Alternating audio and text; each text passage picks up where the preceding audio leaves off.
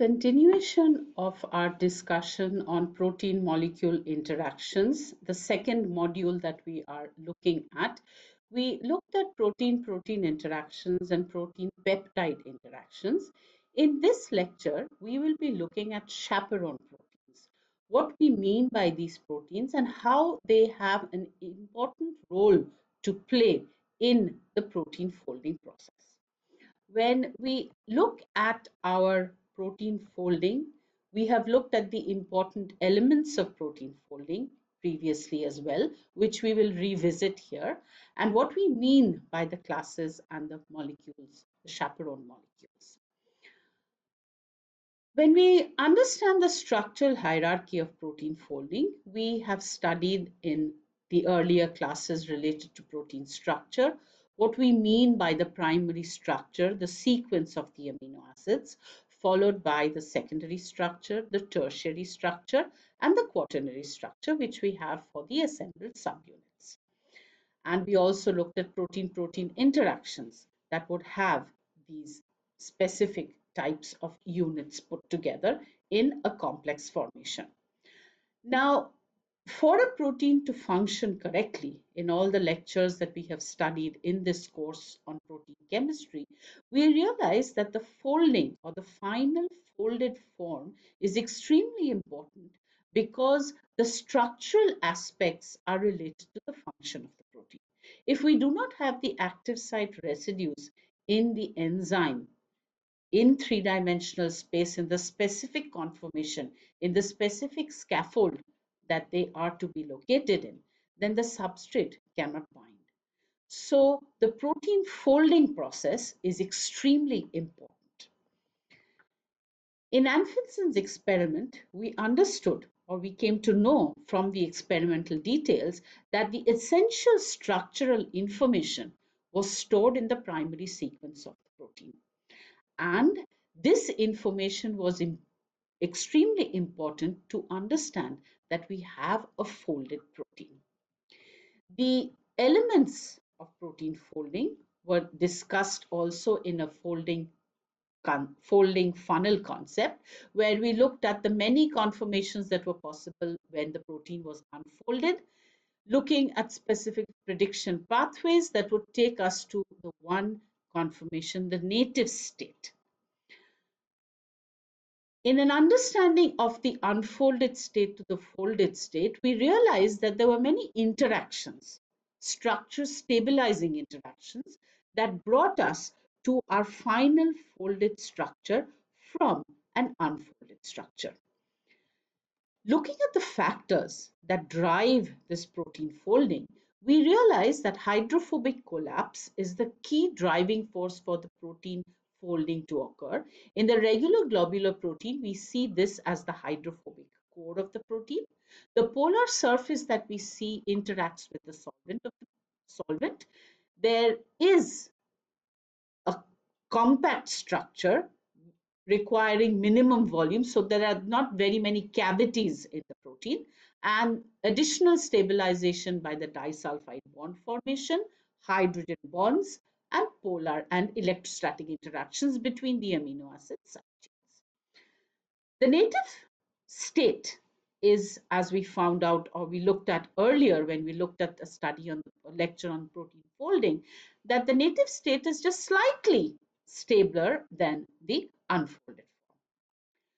The elements for protein folding that are important, therefore, are the amino acid sequence, the right cellular environment, the temperature, the pressure, the pH, and other balances between the various folded states, the various conformations, and the proper interactions that are going to lead us to the folded structure of the protein that is going to function correctly. So once we have this functional protein, the idea is that there is protein quality control. What we need is we also need a fully functional protein quality control system.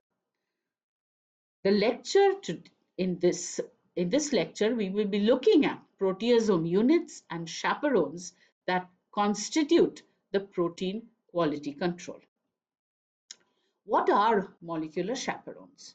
Molecular chaperones are proteins themselves, but what happens in the formation of a protein during protein synthesis, the folded protein or the unfolded protein has a tendency to form aggregates. We can have disordered proteins, which we will see in the next lecture, into what we mean by intrinsically disordered proteins that could form aggregates. Now, these aggregates could be intra or intermolecular in nature. The newly synthesized proteins, as well as unfolded proteins, have solvent exposed hydrophobic patches. Now, these would rather be in the central core of the protein in a regular globular protein. And what has to happen is this unfolded protein or the newly synthesized protein has to fold under high protein concentration. So, how is this accomplished? The chaperones stabilize the unstable structures by binding to them, and they assist in the de novo protein folding. And what they can do is they have the ability to repair misfolded or aggregated proteins. The molecular chaperones speed up the folding process so that there is no sudden compactness or hydrophobic collapse in a manner that is going to result in a misfold in the protein. They prevent or reverse the improper associations that might occur during folding. And this is particularly interesting in multi-subunit and multi-domain proteins. The molecular chaperones themselves are proteins, and there are two very important types. One set is the heat shock proteins, and the other is the Groel-Groius complex. We will see in brief how these are used or how these play a role in protein folding and how they can assist in protein folding and are true molecular chaperones. The proteasomes are proteins complexes that are responsible for the degradation of unneeded or damaged proteins. So once a protein is realized as being damaged, then there is a process, a proteasome pathway that would result in the fragmentation of this polypeptide chain. In this case, a ubiquitin molecule is linked to the polypeptide chain that has folded incorrectly, and there are specific enzymes involved in this process. There is a ubiquitin activating enzyme, a ubiquitin conjugating enzyme, and a ubiquitin ligase, which we realize is going to link this to the protein chain. Once we form this linked protein chain, then we have the ubiquitin chain linked to our polypeptide chain. Then there is this 26S proteasome unit, which takes the protein tagged with ubiquitin. In an ATP process, in an ATP involved process, it removes the ubiquitin, and the polypeptide chain in the proteasome is broken up into smaller peptide units. This is then utilized for other activities. But there is control here, quality control, into not allowing the misfolded protein or the protein that has not folded correctly to go into the system. The chaperones, on the other hand, bind solvent exposed hydrophobic regions of improperly folded proteins. So in the previous case, we looked at a proteasome system where a protease is present that, as we have seen, cleaves peptide bonds. In the molecular chaperone system, this will bind the solvent exposed hydrophobic regions of the improperly folded proteins. Then they will create a folded intermediate. It will bind to the chaperone unit, and a folded protein will be obtained from this that would prevent any aggregation or misfolded protein to occur. So the hydrophobic portions that are exposed are bound to the chaperone, preventing any misfolded structure from taking place or misfolded structure from occurring and a folded structure obtained. The binding is followed by a release that increases the folding efficiency. And this cycle can be repeated a number of times. So in their assistance of protein folding, they can help to fold either newly synthesized or even partially unfolded proteins to refold correctly, because misfolded proteins could lead to a lot of degenerative diseases. The molecular chaperones that were described, the first ones that was described were the heat shock proteins, and their expression is strongly induced upon heat treatment of cells. The heat shock proteins are named and classified depending upon their molecular weight. We have a range that is from 60, 70, 90, 100. So HSP 70 indicates that these are proteins, heat shock proteins, within the molecular weight range of 65 to 80, HSP 90, HSP 100, and HSP 60, giving us the classification of these heat shock proteins. The classes of chaperones that we can see are therefore heat shock proteins, for example, the HSP 70.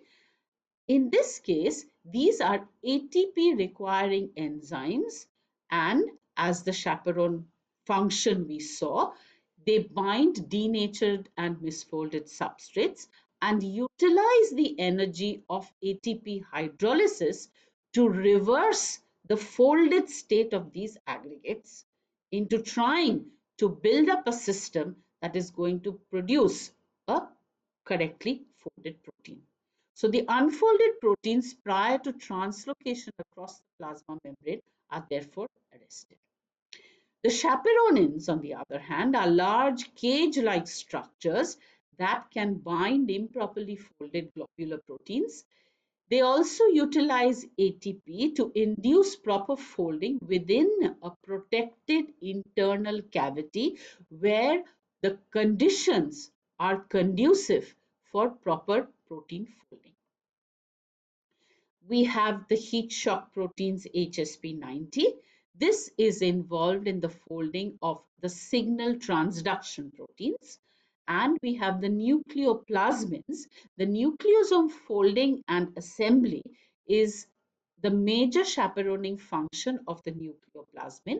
And the nucleoplasmins are also involved in the transport of proteins into the nucleus for their specific function and activity. A discussion on the heat shock proteins will show that they belong to a large family of molecular chaperones, and they have a key role in protein maturation, refolding, and degradation. They are involved in protein folding in response to stressful conditions such as exposure to high temperature. So they are involved also in the assembly of the folded proteins into multi-subunit proteins. So here we have the importance of the heat shock proteins, where they have responses to stressful conditions such as exposure to higher temperature. And they are involved in the transport sorting of proteins, cell cycle control and signaling, and protection against stressful conditions. The function of the heat shock proteins, therefore, is to take the unfolded polypeptide chain in the presence of the heat shock protein following ATP hydrolysis in an energy dependent reaction. We get the correctly folded protein that will have its native three-dimensional structure so that it can perform its correct function. The HSP70, this is the structure of HSP70, where there is an allosteric opening of the polypeptide binding site when an HSP binds ATP. Then the HSP can be complexed with ADP and the substrate peptide on release of the or on hydrolysis of the ATP. In the GROEL-GROES complex, what we see is this chaperoning function, this specific chaperone, the GROEL-GROES complex, requires two proteins. GROEL is a multi-subunit structure that is composed of 14 protomers of 60 kilodalton each that form a pair of 7 subunit rings. And GROES is another multi-subunit structure that is composed of 7 protomers of 10 kDa, much smaller than the GROEL one, that form a single ring. The beauty of this structure is in its assembly and how it acts on the misfolded protein to create an environment within the cavity that is present and folding environment so the protein or the misfolded protein can fold correctly. So this cage-like structure defines a 45 angstrom diameter central channel. There is one per GROEL heptamer, the 7 units, subunits that we spoke about, and the cavity is blocked in the center and it does not form a tunnel between the separate GROEL heptamers. The misfolded proteins bind to the entrance of the central channel and then GROEL binds to the GROEL misfolded protein complex. GROES binds to this and then it traps. So this is the GROES and then it traps the misfolded protein in the central channel. The environment is made such that the misfolded protein is unraveled, protein folding conditions are induced, and we have a protein folding environment so that the misfolded protein can fold correctly. GROEL-GROES only forms in the presence of ATP and misfolded proteins. So the complex that we see of the GROEL-GROES will form in the presence of ATP and the misfolded proteins, and the ATPase activity of the GROEL is stimulated by the conformational change.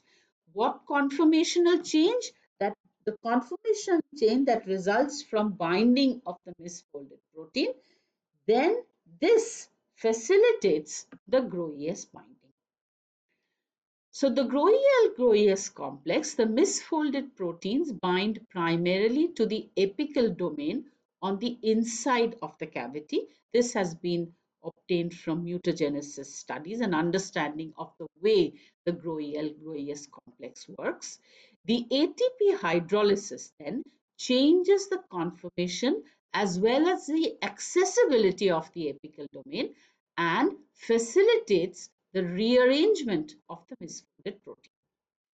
Now, this cavity becomes more hydrophilic following the ATP hydrolysis and initiates, as was mentioned, a folding environment so that this misfolded protein can have an environment to fold in and try to fold correctly. The conformational change is concerted and requires all the subunits to simultaneously change their conformation. And the functional groups that are required for the ATP hydrolysis, for example, aspartic acid 398, they move into the vicinity of the ATP in this GROEL-GROES complex. This is the X-ray structure of the GROEL-GROES complex, where we have the domains in a manner where we have the GROEL in what is called a cis manner and one in the trans manner. And this is the GROES cap that opens up to take in the misfolded protein, creates the environment due to the surface residues that are present here, and the ATP hydrolysis that results in a conformational change, creating an environment so that the protein can fold correctly. Then we have the cavity that is formed by this cross-sectional part of this ring. So this is where we have the huge cavity where this cis ring allows the cavity to be formed. Now, only one of the two Groiel rings is active, that is, which contains the misfolded protein at a given time. So we have here active sites from each of the ring. They alternate their roles. So when the active site of one ring is active, then from the second ring and then from the first ring. So there is an alternation. The active sites then communicate with each other through conformational rearrangements.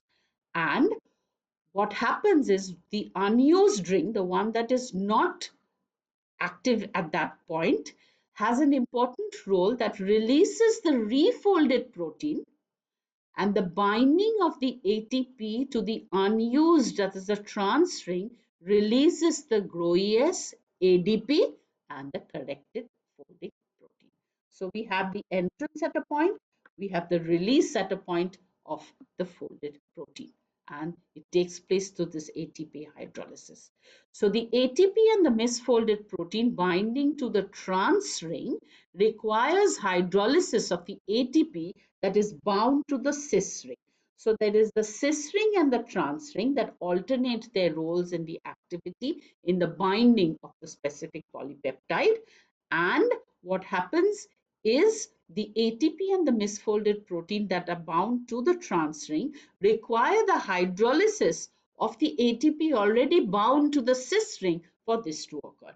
And the hydrophilic environment created due to this ATP hydrolysis is conducive for the misfolded protein to refold and to be form its correctly folded protein and to be released from the Groiel-Groies complex.